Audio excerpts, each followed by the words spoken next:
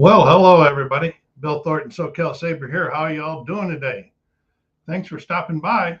And this is a project that I've been working on now for a little bit that was requested by one of our subscribers. And this is a war board games that I own and I have played. And this is a look at part 4. Be 8 more games today. We're getting down there. This has been quite a challenge because I do have a lot of games that I've played in that. So we're going to get a slideshow going for you here in a second. But before we do get going, don't forget to go down there and hit that like button. If you're watching at any time, hit subscribe, and not subscribed, help the channel out and hit that subscribe button. And here we go. Let's get the slideshow going here so you can get the rest of this stuff here.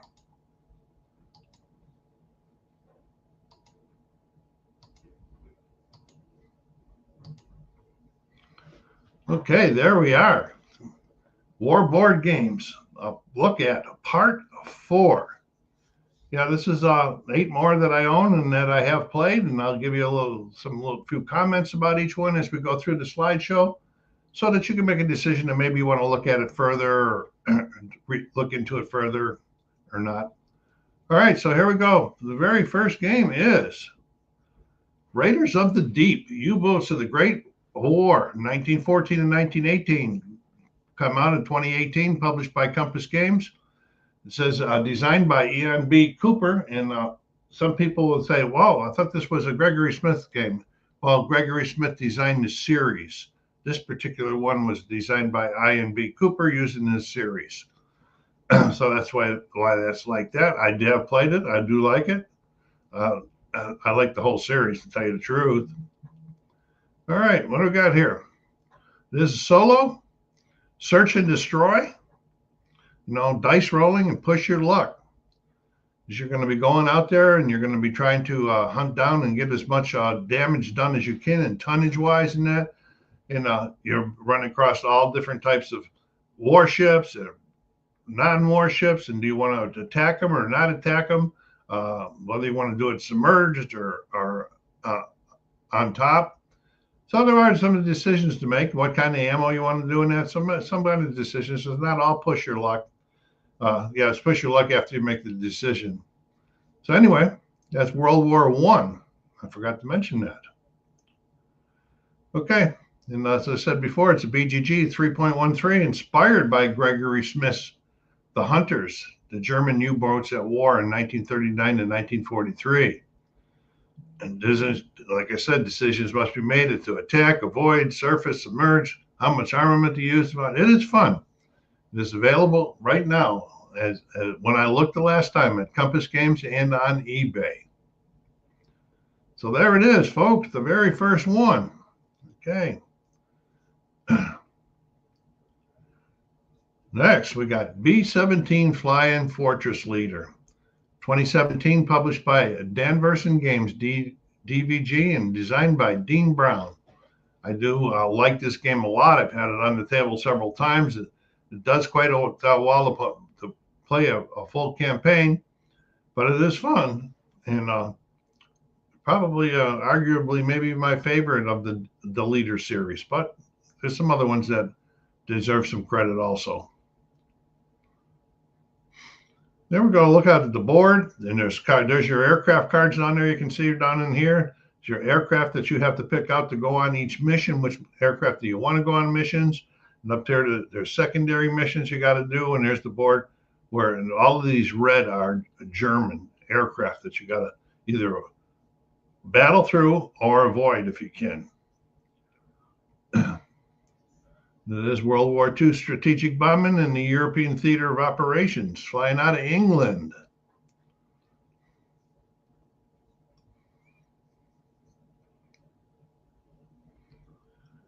All right, BGG 3.33. There's a lot of things on the top board. You're going with cards and all of that stuff. So there's a lot of things to be looking at. Many decisions to be made. Type of aircraft to use, armament, primary and secondary missions. And that's similar to other Leader games where you're going to get a certain amount of points, each day or each week, and there's points go towards purchasing another aircraft and so forth. You want to always see if you can upgrade your pilots and things like that nature. I said before, it is one of my favorites in the DVG Leader Series. And the second edition is available at DVG right now, and the first edition on eBay. Recommend? Yes, I do. Yeah, it is recommended. Fun game. It's B-17 Flying Fortress Leader. All right, here's Target for Today, 2017, published by Legion War Games, LLC, designed by Steve Dixon and Bob Bess. Now, this is a fun one, but if you're somebody that doesn't like charts, this one, you might want to stay away from this one. It's very, very chart heavy. However, I found, because you're going to have to develop the crew. So I would use up family members' names and assign them to different parts of the crew member of the board. I had fun doing that and so forth. So after a while, the charts didn't bother me too much. But when I first started playing, I was trying to figure out what the heck kind of charts what charts did I have to look at. And this campaign back in those days, we try to successfully make 25 missions. They get this little B-17 to put out here on the board. Then these are German aircraft coming in at your different positions. As you can see, they come in at all different high, lows, and so forth. 3.33, it's a single mission or a campaign game. Design your own crew members and track their achievements, and lots of action when attacked. It's very chart heavy, like I said. After a while, it didn't bother me too much. It is available at Legion War Games, Noble Knight Games, and on eBay. And it's recommended only if charts are not a problem to you.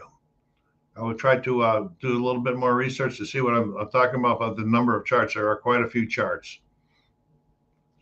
So there, where it was, Target for Today. Then we're going to a 2018 game published by Dan Verson Games, Pavlos House, The Battle of Stalingrad, designed by David Thompson. This was one of the first games in the Valiant Defense series, which I really, really like. I do have David's Guadalcanal game on Kickstarter right now. I hope I don't get too killed when they start coming with costs. All right. It's the Valiant Defense series solo. And it's World War II, and you're going to be defending. This is a fortified apartment over here. This is based on a real life situation that happened during the East Front in World War II. And so you've got your guys over here, and they're going to be in different positions. And then you've got infantry and tanks and everybody and supplies. You're trying to get your supplies in to help you, and they're bringing stuff in also. A lot of fun. Not too hard. To learn. The cards have a lot to do with it. And 2.81, 1 to 3 players. I can't imagine it being played 3, but I guess you can. Best with 1. 60 to 75 minutes. Lots of action with decisions to make. I like this one a lot. Second edition is now available at DVG. First and second editions at Noble Knight and eBay. Recommended? Yes. Big book. Yes. If you're looking at something you want to get on the board and get over with in an evening without having to have to leave it up, this might be one for you to check out. Okay, then we have 2014, published by Dan Verson Games. This is Fleet Commander Nimitz, designed by Dan Verson. World War II Pacific Ocean Solitaire. As you can see, it's covering the whole ocean. There's a lot of counters on this here. It's area movement, dice rolling. You can see all these different counters are all the different aircraft, but warships and regular ships and submarines. And then there's also infantry on the islands and so forth. And so you got a lot of things to work with. You got charts you got to hear. A lot of the charts are right on the board for you. It's got a lot. Takes a while. I can't remember. I don't know if I put the length in it on the next slide or not. Okay. It has 4 historical campaigns, 3 hours per campaign. I found it a little bit longer, but I'm one of those ones that's fortunate that have enough table space to be able to leave it up. And each campaign features a unique set of ships. land-based aircraft and infantry counters, 8 full sheets of counters. This is a big one, and I really feel that space to leave it up is essential. I've played a few times, but not the complete war. Four campaigns. Recommend. If you like the ocean type games like that and solitaire, this would be a good one to look at. Okay, here we go. Silent Victory, 2016, published by GMT Games, Constant Press, designed by Gregory M. Smith. We talked about him a little bit earlier when we were talking about that one designed by Ian B. Cooper. This is the U.S. submarines in the Pacific in 1941 and 1945. I currently do have a project going on with that, and I've had a couple short videos put out. If you want to check out the play on those, you can find them on the channel. Then here's where you're going. This is your you're going to go across here on your missions, or you can go up around here using the missions. I use both of them. This is your sub. When you come across an encounter, you're going to have to say whether it's submerged or no. It's a sub simulation, and then you will try to attack or avoid, depending on your situation.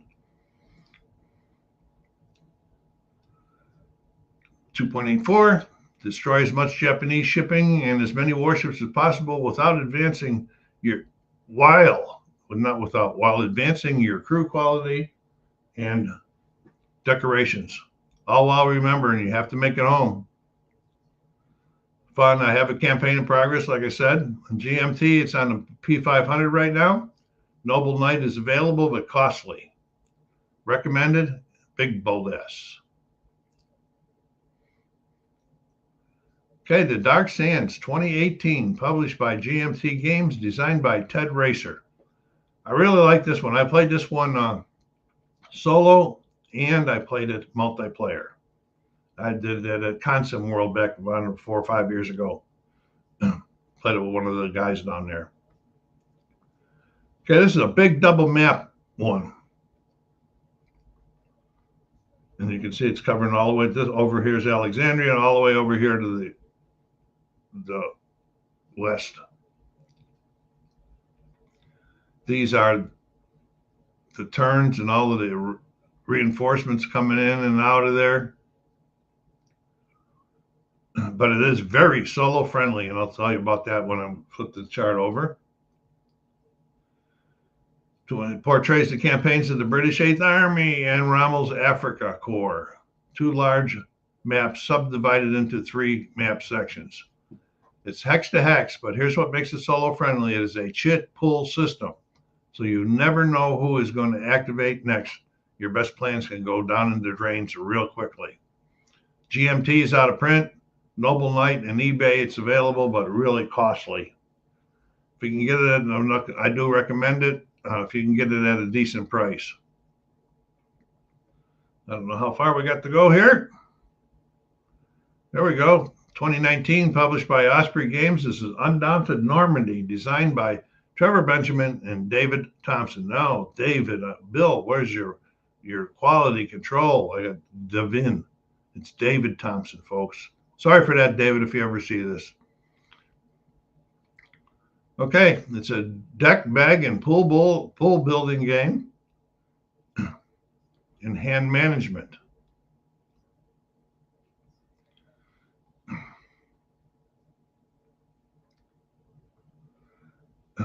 Use cards to seize the initiative. Both the forces or control troops on the battlefield. 2.26, so it's on the lower spectrum of the learning. And I played solo, working both sides to the best of my ability. And it's available on Amazon and at Noble Knight Games. I recommend this, but not if you're looking for a real true solo play. Undaunted Reinforcement expansion adds a solo mode, but without it, you got to play to the best of your ability. And I didn't find that come up to scale too much on for solo play. And that may be the last one. That is the last one of the So let me go back here and we'll go run through real quick which ones I covered, so people coming in late can take see what I did today. Raiders of the Deep, U-boats of the Great War, 1914-1918.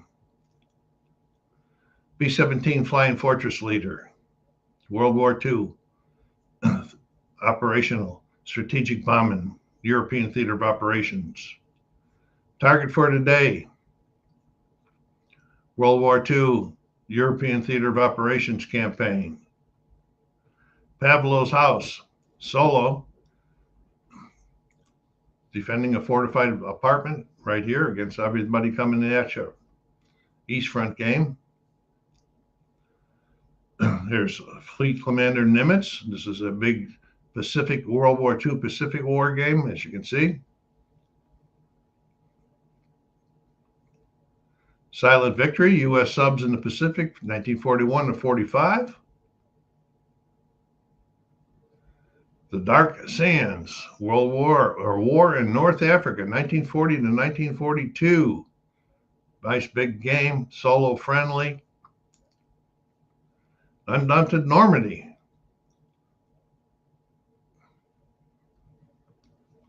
So that is that. Let's stop the sharing here. And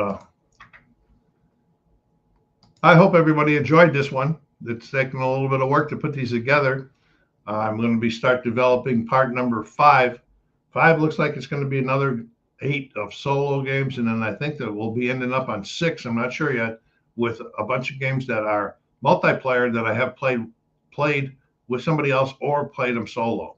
So until then, SoCal Saber saying, take care of yourselves out there. Be kind to each other. Stay safe.